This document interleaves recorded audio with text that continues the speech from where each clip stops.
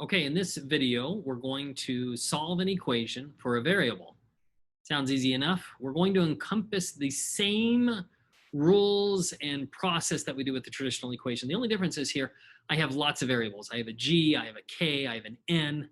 So that becomes a little bit more complex, but really we're just doing the same thing we were doing before, only now we're just solving it just for g. So I got to get g all by itself. Okay. So let's look at this. And when I'm looking at this on the left-hand side over there, it gets just a little bit complex. You're like, okay, I got this g plus 3k, and then that whole quantity is multiplied by 4. And that's kind of when I start panicking. Don't worry. It's very, very simple. Just go step by step. Very first thing that we're going to do here is simplify. I've got that quantity 4 times the quantity g plus 3k. So the first thing I'm going to do is distribute that 4 to everything inside of that parenthesis. Okay? Boom, there we go, 4g plus 12k. Now I want to get g all by itself, so I got to get rid of that 12k, and that's a positive 12k.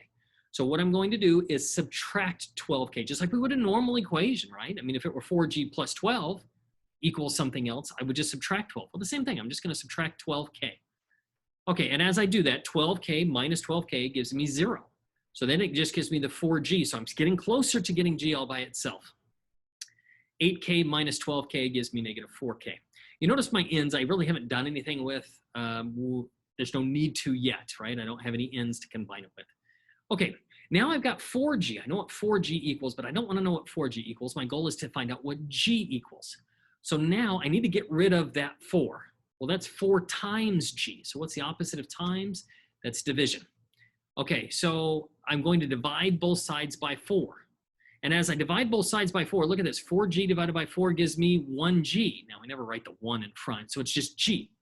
G equals. So now I've succeeded here. I just got to simplify this right-hand side. But right here, I've just done it. I've got g equals this quantity. The catch here is everything on the right-hand side, I have to divide by 4. Not just the negative 4k, but everything. The negative 4k and the negative n has to be divided by 4. Okay. And I'm going to just clarify just a little bit here. Okay, so this expression and this expression are the exact same. They're equivalent, okay? I just broke them apart just to illustrate the fact that we are dividing the entire right-hand side by 4. Okay, and okay, so I've got negative 4k divided by 4. That's gonna give me a negative 1k, and again, we don't write the 1, we just write the k. Over here, this negative n divided by 4. Okay, so remember there is a 1 here. There's been a 1 here all along. We just don't write it. It just takes too long. So whenever you don't have a number, we call that a coefficient out in front. When you don't have one of those, it's automatically implied that there's a 1. So this is the same thing as saying negative 1n divided by 4 or negative 1/4 times n. Those are equivalent. Now on your homework, it's going to be multiple choice. So you just choose that one. I will not give you both of those options. I don't want to confuse you that much, but it'll go down as a 1/4 times n, essentially, negative 1/4 n. Okay, hopefully you found this useful.